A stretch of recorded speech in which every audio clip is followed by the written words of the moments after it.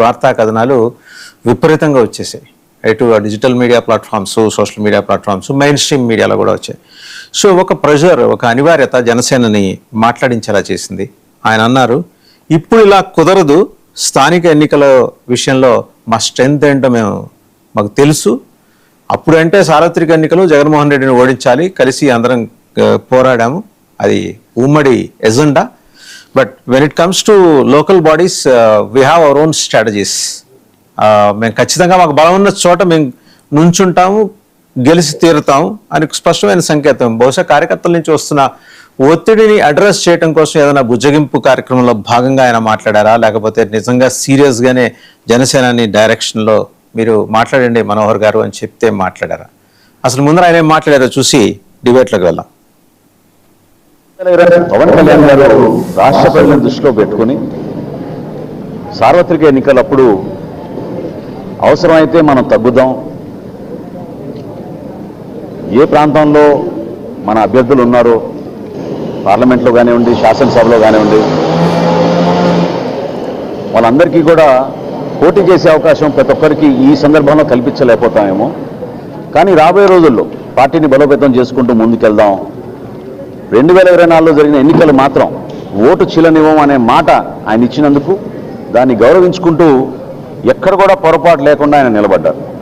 So కూటమిలో మేము 4 అడుగులు వెనకేసినా కూడా అది కూటమిలు బలపరచడానికి ఎన్డీఏ భాగస్వాములుగా మేము ఒక బాధ్యతతోటి ముందుకెళ్ళాం తప్ప అది ఈ రోజున కూడా స్థానిక సంస్థల్లో అదే రీతిలో పవన్ కళ్యాణ్ గారు రాష్ట్ర సో బిగ్ డిబేట్లోకి వెళ్ళటానికి కావాల్సినంత లీడ్ ముందర నాదెళ్ల మనోహర్ గారు ఇచ్చారు. డిబేట్లో మనతో పార్టిసిపేట్ చేస్తున్నారు చందు సాంబశివరావు గారు, జనసేన సీనియర్ నాయకులు. నమస్తే సాంబశివరావు గారు. యాజ్ వెల్ దోరపిరెడ్డి జగదీష్ గారు, టీడీపీ మాజీ ఎమ్మెల్సీ సీనియర్ నాయకులు, వారికి కూడా నమస్కారం. జగదీష్ గారు. మాదిరెడ్డి శ్రీనివాస్ రెడ్డి గారు, వైసీపీ అధికార ప్రతినిధి, అండ్ మస్తాన్ రావు గారు, political analyst and senior journalist. To start with Chandu Sambasivarao గారు, చాలా సెన్సిటివ్ ఇష్యూ. మీ బోటి నాయకులు మాత్రమే దీన్ని ప్రాపర్గా జనసేన శ్రేణులకు అర్థమయ్యేలాగా వివరించగలరు. నేను పెద్దగా మిమ్మల్ని ఇబ్బంది పెట్టబోను. జస్ట్ నాదెళ్ల మనోహర్ గారు చెప్పిన శ్లోకం తాలూకు తాత్పర్యం ఏమై ఉంటుందో చెప్తే చాలు. వస్తాయన్ గారు, మీకు ప్యానెల్లో ఉన్న పెద్దలందరికీ కూడా, ప్రేక్షకులు కూడా వెరీ గుడ్ మార్నింగ్, నమస్కారం. ఐ థింక్ ఇలాంటి స్టేట్మెంట్స్ రావాల్సిన పరిస్థితులే చాలా దురదృష్టకరం. ఎందుకంటే ఇవి లేనిపోని కన్ఫ్యూజన్ ని క్రియేట్ చేస్తాయి. దీనికి కారణం తెలుగుదేశం పార్టీలో ఏదో ఒక రకమైన ఈక్వేషన్ ని ప్రపోజల్లోకి ప్రపోజ్ చేశారని, జనసేనకి 80, తర్వాత లేదు తెలుగుదేశంకి 80, జనసేనకి 15, భారతీయ జనతా పార్టీకి 5 అనే నిష్పత్తిలో స్థానిక సంస్థల్లో సీట్ల కేటాయింపు ఉంటది అని లోకేష్ బాబు గారు అన్నట్టుగా వార్త వచ్చింది. ఈ వార్త నిజంగానే కొంత ఆందోళనకి గురి చేసింది, కొన్ని అబ్జెక్షన్స్ రైజ్ అయింది. వీటిని దృష్టిలో పెట్టుకుని మా పిఎస్సి చైర్మన్ గారు మనోహర్ గారు కొంత ఆయన అభిప్రాయాన్ని, పార్టీ అభిప్రాయాన్ని లేటెస్ట్ గా what is the status quo అనే దాన్ని వివరించారు. దీంట్లో ఇబ్బందికరమైన అంశం చెప్తాను ముందు వస్తాను గారు. కూటమి అనగానే కూటమిలో ఉన్న 3 పార్ట్నర్స్ బలోపేతం కావాలి, 3 బలపడితేనే కూటమి బలపడుతుంది. ఈ 3లో ఏ ఒక్కళ్ళు వీక్ అయినా కూటమి వీక్ అయినట్టే లెక్క. అది ముందుగా కూటమి సభ్యులందరూ గుర్తుపెట్టుకోవాలన్నది 2004 నుంచి ఈ కూటమి ఏర్పడినప్పటి నుంచి కూడా పదే పవన్ కళ్యాణ్ గారు చెప్తూనే వస్తున్నారు. ఇన్ దట్ బ్యాక్గ్రౌండ్ మీరు 2024లో ఫలానా నిష్పత్తికి, ఫలానా సీట్లకి, ఫలానా నంబర్కి ఒప్పుకున్నారు కాబట్టి దానికంటే మీరు పెరగలేదు అనే అభిప్రాయంతో, దానికంటే మిమ్మల్ని తగ్గించే ప్రయత్నం ఎవరైనా చేస్తే ఈ 3 పార్ట్నర్స్ లో ఏ పార్ట్నర్ని అలా ఆలోచించినా అది చాలా అబ్జెక్షనబుల్ అవుతుంది, అన్యాయం అవుతుంది. దీని మీద రిజల్ట్స్ కూడా అలాగే ఉండబోతాయి, దాంట్లో డౌట్ ఏమి ఉండదు. ఎందుకంటే ప్రజల ఆశల్ని, ఆకాంక్షల్ని, మరి ముఖ్యంగా రాజకీయ కార్యకర్తలకి, రాజకీయ పార్టీలో పనిచేసే కార్యకర్తలకి, నాయకులకి వాళ్ళ బలాబలాలు అంచనా వేసుకోవడానికి అవకాశం ఉంటుంది. ఆ బలాబలాలకు తగినట్టుగా వాళ్ళకి అవకాశం ఉంటదనుకుంటేనే వాళ్ళు యాక్టివ్ గా పనిచేయగలుగుతారు. ఇప్పుడు నాకు అవకాశం లేదు అనుకున్నప్పుడు నేను కంటెస్ట్ లోకి వెళ్ళిపోయి నేను ఓడిపోవాలని నేను కోరుకున్నాను. ఎవ్రీ కార్యకర్తకి తన అవకాశాలు, తన బలాబలాలు తెలుసు. అది 3 పార్టీల్లో తెలుసు, 4 పార్టీల్లో తెలుసు. కాబట్టి వీళ్ళు ఎప్పటికప్పుడు అది బేరింగ్ చేసుకుంటూనే ఉంటారు. సో ఇలాంటి సందర్భాల్లో ద బెస్ట్ స్టేట్మెంట్ ఎవరైనా ఏ కార్యకర్త అయినా ఏమి వినాలని కోరుకుంటా అంటే మా ముగ్గురులో ఎక్కడైతే బలం ఎక్కువగా ఉందో ఆ పార్టీ వాళ్ళు కంటెస్ట్ చేస్తారు, ఆ పార్టీ నుంచి ఎవరైతే మోర్ యాక్సెప్టబుల్ లీడర్ ఉంటారో వాళ్ళకే సీట్లు కేటాయించబడతాయి. అంతేగాని మేము దీన్ని ఒక మ్యాథమెటికల్ ఈక్వేషన్ లో పెట్టేసి ఇలాగే జరుగుద్ది 175 నియోజకవర్గాల్లో ఇలానే జరుగుద్ది అనే ఇంప్రెషన్ ని ఎవరు ఇవ్వకూడదు. ఎందుకంటే అది చాలా ఇబ్బందికరమైన పరిస్థితులకు దారి తీసింది నిన్నంతా కూడా. కొన్ని 100 మంది క్రిస్ క్రాస్ గా ఎందుకు మాట్లాడుకున్నారు, ఎవరు ఇలా డిసైడ్ చేయడానికి? 2024లో అలా జరిగింది కాబట్టి, మీకు నామినేటెడ్ పదవుల్లో కూడా అలా జరిగింది కాబట్టి, వచ్చే స్థానిక సంస్థల ఎన్నికల్లో కూడా అలాగే జరుగుద్ది కాబట్టి, ఆ తర్వాత వచ్చే జనరల్ ఎలక్షన్స్ లో కూడా అలాగే జరుగుద్ది కాబట్టి, then what is the role of a karyakarta in Janasena party? Janasena పార్టీలో ఉన్న కార్యకర్తలు, జనసేన పార్టీకి ఓటేసిన వాళ్ళు, జనసేన పార్టీ ఆకాంక్షలకి అర్థం ఏముంటుంది? అంటే ఫర్ ఎవర్ మనం ఈ ఈక్వేషన్ లో ఫిట్ అయిపోతే మనం ఏమైనా ఎంప్లాయ్మెంట్ అగ్రిమెంట్ లో ఉన్నావా? ఉద్యోగమా? ఇదేమైనా ఉద్యోగమా? కాదు కదండి.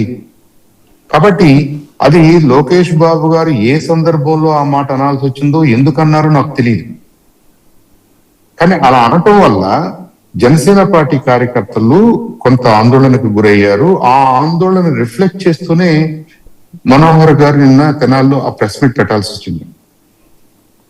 ఇక రేపటి నుంచి దీని మీద అనవసరమైన డిస్కషన్, అనవసరమైన కన్ఫ్యూజన్, ఎక్కడ 20%, ఎక్కడ 15%, ఎక్కడ 5%, హూ విల్ డిసైడ్? ఎవరు చెప్తారు ఈ పర్సంటేజెస్? ఎవరైనా బోర్డు మీద రాస్తున్నారా? రాయగలరా? రాయలేరు కదా. ఎవరు రాయలేరు. ఏ నియోజకవర్గంలో రాయలేరు, ఏ పంచాయతీలో రాయలేరు, ఏ మున్సిపాలిటీలో రాయలేరు. What are these numbers?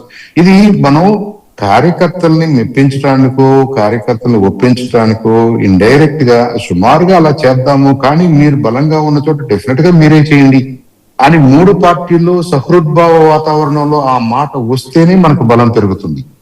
రెండోది, ఈ స్టేట్మెంట్స్ ఏ బ్యాక్గ్రౌండ్ లో జరుగుతున్నాయో కూడా మనం గమనించుకోవాలి.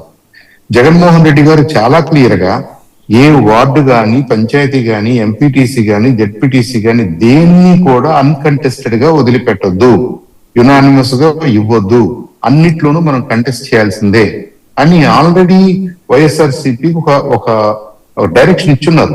కాల్ తీసుకున్నారు, ఆయన స్టాండ్ తీసుకున్నారు. ఆ స్టాండ్ తీసుకున్నప్పుడు మనం ఇంకెంత జాగ్రత్తగా ఉండాలో అర్థం చేసుకోండి కూటమి తరఫున. అంటే కూటమిలో ఏం జరిగిందో, it is an internal matter for కూటమి అని అనుకున్నా, కూటమిలో ఉన్న ప్రధానమైన నాయకులతోటి కార్యకర్తలు రోజు కూర్చోలేరు కాబట్టి ఆ కార్యకర్తలకి వాళ్ళ కన్జంప్షన్ కోసమైనా మనం ఇప్పుడు ఎక్స్ప్లెయిన్ చేయాల్సి వస్తుంది, వాళ్ళకి అర్థమయ్యే విధంగా ఎక్స్ప్లెయిన్ చేయాల్సి వస్తుంది. కాబట్టి ఈ స్టేట్మెంట్స్ ఎలాంటి కన్ఫ్యూజన్ గురించి ఎవరు వరి కావాల్సిన అవసరం లేదు. నా అభిప్రాయం ఆల్వేస్ ఏ పార్టీకి బలం ఉందో, ఏ పార్టీలో ఏ నాయకుడిని మంచి నాయకుడిగా అక్కడ స్థానిక ప్రజలు గుర్తిస్తారో వాళ్ళకే అవకాశాలు వస్తాయి. డెఫినెట్ గా గతంలో కంటే జనసేన పార్టీకి అవకాశాలు మెరుగయ్యే అవసరం ఉంది, మెరుగు అవ్వాల్సిన అవసరం ఉంది. ఎందుకంటే క్లియర్ గా మనకు తెలుసు, 23 నేపథ్యం తెలుసు.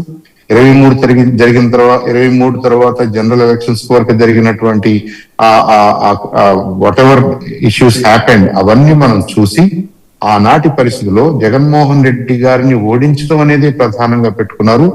మీరు ఎక్కువ మేము తక్కువ అనేది కాకుండా మరి ముఖ్యంగా జనసేన ప్రపోజల్ ఆ దృష్టిలో ఉంది. కాబట్టి జనసేన మేము ప్రతి సందర్భంలో చెప్తుంది, మేము 4 అడుగులు వెనక్కేసి, మేము 2 స్టెప్స్ తగ్గి, మేము తక్కువ సీట్లు తీసుకుని మేము ఈ కూటమిని బలపరిచాం, ఆంధ్రప్రదేశ్ ని గాడిలో పెట్టాలని మేము ప్రయత్నం చేస్తున్నాం అన్నంత అలాంటి ఉదార భావాలతోటి, అలాంటి ఒక హై స్టాండర్డ్స్ తోటి జనసేన పార్టీ ముందుకొచ్చి పనిచేస్తున్నప్పుడు ఆ ఆశయాలకు తూట్లు పొడిచేలాగా, వాళ్ళని హత్య చేసేలాగా, ఆ కార్యకర్తలు బాధపడేలాగా, ఆ కార్యకర్తలు అయోమయానికి గురయ్యేలాగా ఎవరు ఎప్పుడు ఎలా మాట్లాడినా కానీ అబ్జెక్షనబుల్ అవుతుందండి. చాలా క్లారిటీ ఇచ్చారు చందు సాంబశివరావు గారు. ఒకసారి మనం ద్వారంపురెడ్డి జగదీష్ గారు వారి దగ్గరికి వెళ్దాం, సీనియర్ నాయకులు. జగదీష్ గారు నమస్తే. అంటే లోకేష్ గారు చెప్పినట్టుగా వచ్చిన వార్త అది, అంటే ఒక స్పెక్యులేషన్, అది కూడా ఒక సెక్షన్ ఆఫ్ మీడియాలోనే వచ్చింది. ఇప్పుడు వచ్చిన సమస్యలు ఏంటంటే ఇప్పుడు ఆ సెక్షన్ ఆఫ్ మీడియాలో రావటం వల్ల ఇంత చర్చ జరుగుతోంది. లేదు వేరే వస్తే పెద్ద చర్చ జరిగి ఉండేది కాదు. దీని మీద పార్టీ ఇంతవరకు క్లారిటీ ఇవ్వాల. నిజంగా లోకేష్ గారు అలా అనకుండా వాళ్ళు అత్యుత్సాహం కొద్దీ ఆ సెక్షన్ ఆఫ్ మీడియా ప్రచారం చేసింది అనుకోండి, ఆ నింద ఆయన మీద పడుతోంది. పాపం సంబంధం లేకపోయినా ఆయన నిజంగా అన్నారా, ఏ కాంటెక్స్ట్లో అన్నారు, అది ఉదాహరించలా. అంటే ఆయన ఈ పాటికి ఓపెన్గా చెప్పేవారు కదా. అలాంటప్పుడు పార్టీ ఒక అధికారిక ప్రకటన ఇచ్చేసి అలాంటి స్పెక్యులేషన్స్ మామూలుగా మీరు ఇస్తుంటారు కదా, అలా స్పెక్యులేషను దాన్ని పట్టించుకోవద్దని మీ మిత్రధర్మం పాటించాలి కదా. ఇలాంటి సందర్భాల్లో మీరు 15 ఇస్తారా 20 ఇస్తారా, మీరు ముగ్గురు మాట్లాడుకొని ఒక కంబైన్డ్ స్టేట్మెంట్ ఇస్తే దానికి ఒక అర్థం ఉంటుంది. ఏకపక్షంగా ఆయన అన్నట్టుగా ఒక స్పెక్యులేషన్ ఎట్లా నడిపించేస్తారు? దాని మీద అయితే I believe Telugu Desam party clarity ఇస్తే మంచిదని. అయితే చందు సాంబశివరావు గారు ఈరోజు మాట్లాడినప్పుడు స్పష్టంగా మ్యాగ్నానిమస్ గా మాట్లాడారు. సో కూటమి, ఎన్డీఏ కూటమి 2 years లో కూడా ఎక్కడ కూడా చిన్న ఇష్యూ లేకుండా స్ట్రెంగ్థెన్ అవుతా ఉంది. రోజు రోజుకి స్ట్రెంగ్థెన్ అవుతుంటే ముందుకెళ్తా ఉన్నారు. ఇష్యూస్ ఏమున్నా కూడా డిస్కస్ చేసుకోవడం, ఆ విధంగా ముందుకెళ్ళడం జరుగుతూనే ఉంది అంచేత. అయితే ఇప్పుడు ఇది నేనైతే అంటాను టీ కప్ లో తుఫానే. ఎందుకంటే ఎయిమ్స్, ఆబ్జెక్టివ్స్, ఎజెండా 3 కూడా 3 పార్టీలకు కూడా ఒకటే. రాష్ట్ర ప్రయోజనాలు, హెల్దీ డెమోక్రసీ, డెవలప్మెంట్, ఇవన్నీ కూడా. సో ఇందులో ఎక్కడ కూడా డిఫరెన్సెస్ అన్ని లేవు. సో లోకల్ బాడీస్ వచ్చినప్పటికీ లోకల్ ఆస్పిరేషన్స్ కి 3 పార్టీలకు కూడా ఖచ్చితంగా అటెండ్ అవ్వాలి, ఆన్సర్ చేయాల్సిన అవసరం ఉంది, కేర్ తీసుకోవాల్సిన అవసరం కూడా ఉంది. సో పార్టీ సర్వైవల్ కానీ, పార్టీ స్ట్రెంగ్తన్ కానీ, సో మనం ఒక మంచి గుడ్ గవర్నెన్స్ ఇవ్వడంతో పాటు డెమోక్రసీలో పార్టీ స్ట్రెంగ్తన్ అవడం కూడా చాలా important. So respecting each and everybody, అంటే 3 పార్టీలు కూడా ఒకరికొకరు రెస్పెక్ట్ ఇవ్వాల్సిన అవసరం కూడా ఉంది. అంచేత సాంబశివరావు గారు ఏదైతే చెప్పారో ఆ విషయంలో దేంట్లో కూడా ఇది లేదు, చాలా స్పష్టంగానే ట్రాన్స్పరెంట్ గానే ఉన్నాం. అయితే మీరనేటట్టు అసలు ఇది టీ కప్ లో తుఫానా, లేకపోతే క్రియేట్ చేశారా, లేకపోతే నిజంగానే మా నాయకులు లోకేష్ గారు మాట్లాడారా అన్నది స్పష్టంగా ఇప్పటికైతే సాంబశివరావు గారికే కాదు ఎవరికి కూడా లేదు. అంచేత అయినా ఒక డిస్కషన్ వచ్చింది. ఎందుకంటే నాదెండ్ల మనోహర్ గారు veteran politician, season politician and చాలా నిబద్ధతతో మాట్లాడే ఆయన కూడా రెస్పాండ్ అయినప్పుడు ఖచ్చితంగా ఈ డిస్కషన్ లో చేయాల్సిన అవసరం కూడా ఉంది. అయితే ఇప్పుడు ఫిక్స్డ్ గా మ్యాథమెటికల్ క్యాలిక్యులేషన్ అన్నది ఒకటి. సెకండ్ వన్ ఏంటంటే అసలు ఇప్పుడు ఏ బేసిస్ మీద మాట్లాడగలుగుతాం? నిజంగా లోకేష్ గారు ఆ రేషియో చెప్పారంటే ఆ రేషియో చెప్పినప్పుడు అది ఎంతవరకు ఇదవుతుంది అన్నది ఒకటైతే ఉంది.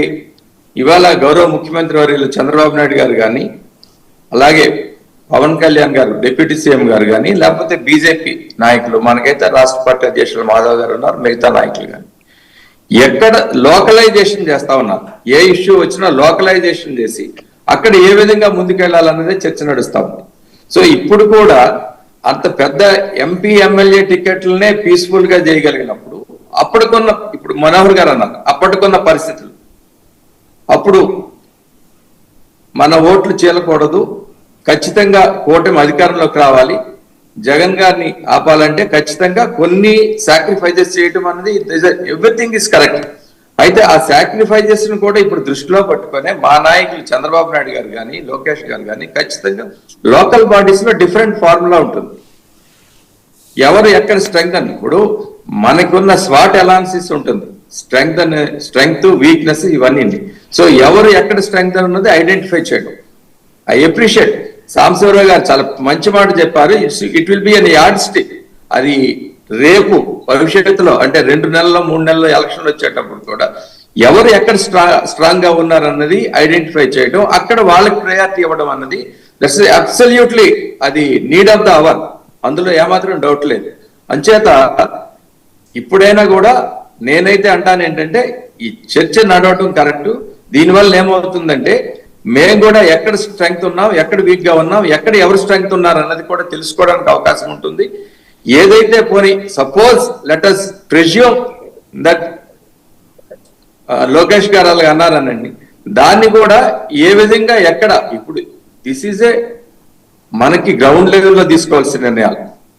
మండల స్థాయిలో లేదంటే మున్సిపాలిటీ స్థాయిలో, ఇవాళ మున్సిపల్ ఎలక్షన్స్ ముందన్నారు, మున్సిపల్ స్థాయిలో వార్డు స్థాయిలో కూడా కరెక్ట్ గా చేసి ఇప్పటికే కోఆర్డినేషన్ కమిటీస్ కూడా వేస్తా ఉన్నారు. పార్లమెంట్ స్థాయిలో నియోజకవర్గ స్థాయిలో కూడా కోఆర్డినేషన్ కమిటీ కూడా వేస్తా ఉన్నారు. సో లోకలైజేషన్ వచ్చేసారు ఆల్రెడీ. సో వచ్చేటప్పుడు ఇప్పుడు ఖచ్చితంగా ఆయా వార్డుల్లో కూడా ఆ స్థాయిలో గ్రౌండ్ లెవెల్లో కూడా పూర్తిగా మనం ఎనలైజ్ చేయాల్సిన అవసరం ఉంది. గ్రౌండ్ లెవెల్లో పూర్తిగా ఎనలైజ్ చేసినప్పుడే మన స్ట్రెంగ్త్ ఏంటి, వీక్నెస్ ఏంటి, ఎవరు స్ట్రాంగ్ గా ఉన్నారు, ఎక్కడ కోఆపరేట్ చేసుకోవాలి, ఎవరిని ఎక్కడ పెట్టాలన్నది ఐడెంటిఫై చేయడం. This is a big exercise. ఆ ఎక్సర్సైజ్ వస్తే అప్పుడు ఏ రేషియోలో మనం సర్దుబాటు చేసుకోవాలన్నది ఉంటుంది. సో ముందు మన స్ట్రెంగ్త్ ఎక్కడ ఉంది, మన ఇది ఎక్కడ ఉంది, బలహీనతలు బలాలు ఇవన్నీ కూడా చెక్ చేసుకోవాల్సిన అవసరం అయితే ఉంది. దానికే కోఆర్డినేషన్ కమిటీస్ కూడా ఫార్ములేట్ చేస్తున్నారు. మీద లీడర్స్ ఎలాగా ఉంటారు. సో దిస్ ఇజ్ ఆ ప్రక్రియ కొనసాగుతా ఉంది. అంచేత షేరింగ్ ఆఫ్ సీట్స్ అన్నది పెద్ద ఇష్యూ కాదని నేను అనుకుంటున్నాను, కాదు కూడాను. ఎందుకంటే ఇవాళ ఎన్డీఏ ఎలియన్స్ ఒక పొలిటికల్ ఎలియన్స్ గానే కాకుండా సోషలైజ్డ్ గా పర్సనల్ గా కూడా ఇవాళ స్ట్రెంగ్తన్ గా ఉన్నాం. అంటే ఆ రిలేషన్స్ లో కూడా స్ట్రెంగ్త్ గా ఉంది ఎన్డీఏ. సో ఇప్పుడు లోకల్ బాడీస్ లో మాకు ఎప్పుడు కూడా ఇష్యూ వస్తుందని అనుకోవటం లేదు. వచ్చినా కూడా సాల్వ్ చేసుకునే మెకానిజం స్ట్రెంగ్త్ మా నాయకుల్లో ఉంది, మా లీడర్స్ లో ఉంది, ఎన్డీఏ లీడర్స్ లో. సో మేము ఆ విధంగా ముందుకెళ్తామని మీకు తెలియజేసుకుంటాం. మళ్ళీ మీ దగ్గరకు వస్తాను ద్వారపేట జగదీష్ గారు. ఒకసారి మాదిరెడ్డి శ్రీనివాస్ రెడ్డి గారి దగ్గరికి వెళ్దాం. వారి దగ్గరికి వెళ్లే ముందు మనోహర్ గారు ఇంకో కాంటెక్స్ట్ లో మాట్లాడింది కూడా ఒకసారి చూద్దాం. ఆయన ఇంకొకసారి కూడా మాట్లాడారు. మోడీ గారైనా ఓపెన్ చేసుకోవచ్చు, వాళ్ళ ఇంట్రెస్ట్ చూపిస్తే. లోకేష్ గారైనా ఓపెన్ చేసుకోవచ్చు. వారికి సరిగ్గా ఇస్తారనేది కాదు కదా, మన 4 మంది అడుగుతారు, మనం ఎక్కడి నుంచి పోటీ చేయబోతున్నాం, స్థానిక సంస్థలు రాబోతున్నాయి, ఎన్ని సీట్లు ఇస్తారు, మనకి ఎన్ని సీట్లు ఇస్తారనేది కాదు కదా, మన నాయకత్వం ఎక్కడ బలంగా ఉంది, మన నాయకత్వం ఎక్కడ గెలవగలుగుతుంది, మన నాయకత్వం చూసి ప్రజలు ఏ విధంగా ఆదరిస్తున్నారు, అటువంటి ప్రదేశాలు అటువంటి ప్రాంతాలు మనం గుర్తించిన తర్వాతే అక్కడ మనం పోటీ చేయగలుగుతాం అనే హక్కు అప్పుడు మనకు వస్తుంది, మనం మాట్లాడగలుగుతాం. అంతేగాని 4 ఫ్లెక్సీలు కట్టుకొని పేపర్లో 4 అడ్వర్టైజ్మెంట్లు వేసుకున్నంత మాత్రం మన నాయకత్వం రాదు మనకి. అది మాత్రం మీరు గుర్తు పెట్టుకోవాలి. కొంతమంది అడుగుతారు, మనం ఎక్కడి నుంచి పోటీ రైట్. ఇదేంటంటే నిన్న ఆయన తెనాల్లో మాట్లాడిన దానికి ముందు రోజు మాట్లాడారు. 4 ఫ్లెక్సీలు కట్టుకొని చప్పట్లు కొట్టేసుకుంటే అయిపోదు అనే పద్ధతిలో మన బలం ఎక్కడుంది. దానికి దురదృష్టకరం ఏంటంటే ఇన్నేళ్ల తర్వాత, దశాబ్దం గడిచిన తర్వాత మన బలం ఎక్కడుంది అని ఇంకా ఎతుక్కునే పరిస్థితుల్లో జనసేన నాయకత్వం ఉంటుంది. అది ఎవరో నిందేయట్లేదు, వాళ్ళంతటా వాళ్ళు అగ్రనాయకత్వం వాళ్ళంతటా వాళ్ళు మాట్లాడటం. బలం ఉంది. ఇన్ఫ్యాక్ట్ గోదావరి జిల్లాలు, ఉత్తరాంధ్ర, రాయలసీమలో కూడా జనసేన బలపడింది. వైసీపీలోని ఒక సీనియర్ నాయకుడు, I cannot quote him right now, ఆయన సొంతంగా చేయించిన సర్వేలో ఉమ్మడి ఉభయ గోదావరి జిల్లాలో వైసీపీకి గుండు 0 రాబోతున్నాయి అనేది ఆయన స్వయంగా ఆఫ్ రికార్డ్ షేర్ చేసుకున్నది. అక్కడ జనసేన చాలా బలపడింది. సో ఈ బలపడిన విషయం వైసీపీ గుర్తించింది, జనసేన గుర్తించాలి కదా. ఈ కాంటెక్స్లో ఆయన మరి మాట్లాడిన సందర్భం వాళ్ళ ముందు రోజు మాట్లాడారు, తర్వాత రోజు క్లారిటీ ఇచ్చారు. బహుశా addressing the concerns of the cadres and leaders అయి ఉండొచ్చు. మాదిరెడ్డి శ్రీనివాస్ రెడ్డి గారు, సరే మీ నాయకుడు మామూలుగానే ఆయన తొడగొట్టారు, సూపర్ యాప్ అన్నారు, నేరుగా జనంతో కనెక్ట్ అవుతానన్నారు, బాధితులతోటి కనెక్ట్ అవుతానన్నారు, అక్రమ పోలీస్ కేసుల్లో బాధితులతోటి కనెక్ట్ అవుతానన్నారు, సామాన్య జనంతో. అండ్ చంద్ర సాంబశివరావు గారు కూడా ఒక మాట స్పష్టంగా చెప్పారు, ఏమని, ఒక్క సీటు కూడా అన్కంటెస్టెడ్గా వదిలిపెట్టదు. సరే మీ పోరాటం గెలుస్తామా లేదా సెకండరీ. తెలుగుదేశం లోగడ చేసినట్టు గివప్ చేయకుండా పోటీ చేస్తున్న క్రమంలో ఈరోజు కూటమిలో జరుగుతున్న ఈ అంతర్గత వ్యవహారాన్ని వైసీపీ ఎలా చూస్తుంది? మాదిరెడ్డి శ్రీనివాస్ రెడ్డి గారు. నమస్కారం వాసుదేవన్ గారు, మీకు నాతో పాటు పాల్గొన్నటువంటి తోటి ప్యానలిస్టులందరికీ కూడా. ఈ రోజు నాకెందుకో, నేను ఇప్పుడే కాఫీ తీసుకున్నానండి, ఆ కాఫీ బాగా కమ్మటి రుచి, రోజుటి కన్నా ఎక్కువ రుచిగా ఉంది. ఎందుకంత రుచిగా ఉందంటే, లైక్ మైండెడ్ పర్సన్స్ కనపడ్డప్పుడు, మంచివాళ్ళు కనపడ్డప్పుడు ఆ కాఫీ టేస్ట్ పెరుగుతుందేమో. జగదీష్ గారు కానీ, మస్తాన్ రావు గారు కానీ, చంద్ర సాంబశివరావు గారు కానీ నాకు తెలియని వ్యక్తులు కాదు. వీళ్లతో మీరు ఈ రోజు నేను కూర్చునే అవకాశం కల్పించినందుకు ముందుగా మీకు ధన్యవాదాలు వాసుదేవన్ గారు, అదేవిధంగా మన 99 వీక్షకులందరికీ కూడా. ఇక విషయానికి వస్తే పొత్తు విషయంలో పొత్తు అనేది పైకి కనిపిస్తుందే గాని పొత్తు లేనే లేదు. ఎందుకు లేదంటే పవన్ కళ్యాణ్ గారికి చంద్రబాబు నాయుడు గారు లేకపోతే పొత్తులో ఉన్నటువంటి మిగతా పార్టీలో ముఖ్యం కాదు. చంద్రబాబు నాయుడు గారుకి ముఖ్యం భారతీయ జనతా పార్టీ. భారతీయ జనతా పార్టీ ముఖ్య నాయకుడైనటువంటి మరి అమిత్ షా గారు ఆల్రెడీ చెప్పారు, తెలంగాణలో మేము ఒంటరిగా పోటీ చేస్తున్నాం.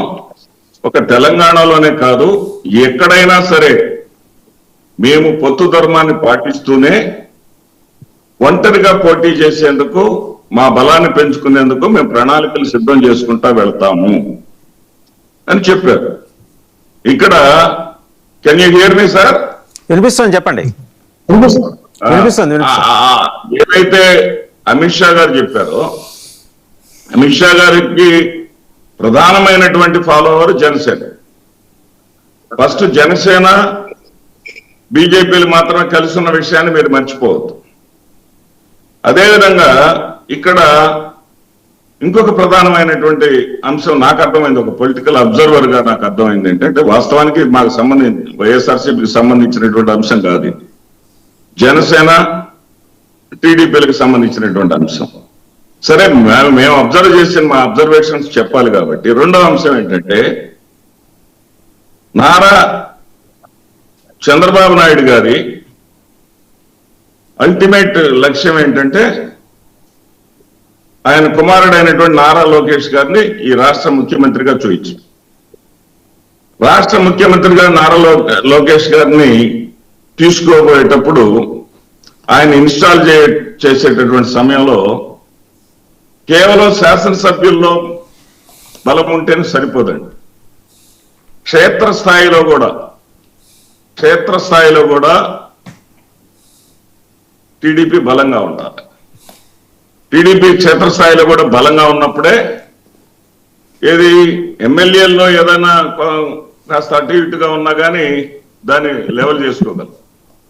అందువల్ల దాంట్లో భాగంగా ఏది లోకేష్ గారిని ముఖ్యమంత్రి చేసేటటువంటి క్రమంలో భాగంగా క్షేత్రస్థాయిలో కూడా వ్యతిరేకత ఏమీ లేదు అనిపించుకోవడానికి చేసినటువంటి ప్రకటనే ఇది. ఇదేదో చంద్రబాబు నాయుడు గారికి తెలియకుండా లోకేష్ గారు మాట్లాడరు, దానికి శాంటిటీ లేదు అంటానికి లేదు. ఎందుకంటే సాక్షాత్తు వాళ్ళు ఇష్టపడేటటువంటి పత్రిక, వాళ్ళ గజెట్ అనేటటువంటి పత్రికలోనే వచ్చింది. ఆ పత్రిక పేరు మనం మీడియా పరంగా చెప్పాల్సిన అవసరం ప్రత్యేకించి లేదు. చెప్పక్కర్లా, మీ పక్కన విండోలో కనిపిస్తుంది, మళ్ళీ ప్రత్యేకంగా చెప్పడం. ఇక్కడ ఖచ్చితంగా ఆయన ముఖ్యమంత్రిగా వెళ్ళటానికి క్షేత్రస్థాయిలో కూడా, ఫీల్డ్లో కూడా, స్థానిక సంస్థల్లో కూడా టీడీపీ వాళ్లే ఉన్నారు. టీడీపీ ప్రజల్లో కూడా, స్థానిక నాయకత్వంలో కూడా ఈయనకు ఎదురే లేదు లోకేష్ గారు కానీ చేయించుకునేటటువంటి ఒక నిర్మాణ క్రమంలో భాగం. ఇక ఏదైతే నిన్న నాదెండ్ల మనోహర్ గారు ఆయన ఓపెన్ గా బయటపడి చెప్పారో, అది కూడా పవన్ కళ్యాణ్ గారు తెలియకుండా చేయరు. ఎందుకంటే వాళ్ళు 24 ఎన్నికల్లో జగన్మోహన్ రెడ్డి గారిని ఓడించడం కోసం ఏదైతే వాళ్ళు త్యాగం చేసింది నిజం. వాళ్ళు ఏదైతే మాట అన్నారో, ఆయన అసలు ఆయన పవన్ కళ్యాణ్ గారి ప్రాపకం కోసమే తిప్పలు పడినటువంటి పరిస్థితి. ఇక్కడ మనం గమనించాల్సినటువంటి విషయం ఇంకొకటి ఉందండి, ప్రధానమైనటువంటి విషయం. ఒక దశాబ్ద కాలంగా తీసుకుంటే, అంటే 2013 స్థానిక సంస్థల ఎన్నికలు 14 ఎన్నికలకు ముందుకు జరిగింది తీసేయండి. అది కాకుండా 10 సంవత్సరాల ఈ ఒక దశాబ్ద చరిత్ర తీసుకుంటే, జనసేన పార్టీ తెలుగుదేశం పార్టీ కన్నా స్థానిక సంస్థల ఎన్నికల్లో సీనియర్. ఎందుకంటే 2014 నుంచి 19 వరకు ఆయన ఎన్నికలు కండక్ట్ చేయలే. జగన్మోహన్ రెడ్డి గారు ముఖ్యమంత్రి అయిన తర్వాత ఎన్నికలు పెడితే ఆ ఎన్నికల్లో మేము పార్టిసిపేట్ చేయమని చేతులు ఎత్తేసిన తెలుగుదేశం పార్టీ. ఆ ఎన్నికల్లో జనసేన పార్టీ గోదావరి జిల్లాల్లో కంటెస్ట్ చేసి స్థానికంగా సరే మీ పోతులు ఎట్లా ఉన్నా సరే కొన్ని చోట్ల మేము తెలుగుదేశం పార్టీ తోటి అనుకూలమైనటువంటి వాళ్ళతోటి పొత్తులు పెట్టుకొని ప్రాతినిధ్యాన్ని చాటింది. సర్పంచులుగా గెలిచారు, మరి వార్డు మెంబర్లుగా గెలిచారు, కౌన్సిలర్లుగా గెలిచారు. కొన్ని చోట్ల మిత్ర పక్షాలతోటి ఒప్పందంతో అధికారాన్ని కూడా చేజెక్కించుకున్నారు. ఈ రకంగా చరిత్ర చూస్తే స్థానిక సంస్థల్లో డెఫినెట్లీ జనసేన ఈ సీనియర్ టు టీడీపీ ఒక 10 ఏళ్ల చరిత్రను గారు తీసుకుంది. అందువల్ల వీళ్ళు జనసేన వాళ్ళు ఖచ్చితంగా వాళ్ళు తగ్గేదేలే అన్నట్టుగా దీంట్లో ఫైట్ చేయటంలో అర్థం ఉంది. గతంలో మనం చూసాం విష్ణుకుమార్ రాజు గారు నామినేటెడ్ పోస్టుల్లో 80, 15, 5 అన్నప్పుడు 5% వేయటానికి మేము తీసుకోవటానికి మేము ఎలా కనపడుతున్నాం మీకు అని ఆ రోజు ఆయన ప్రశ్నించాడు.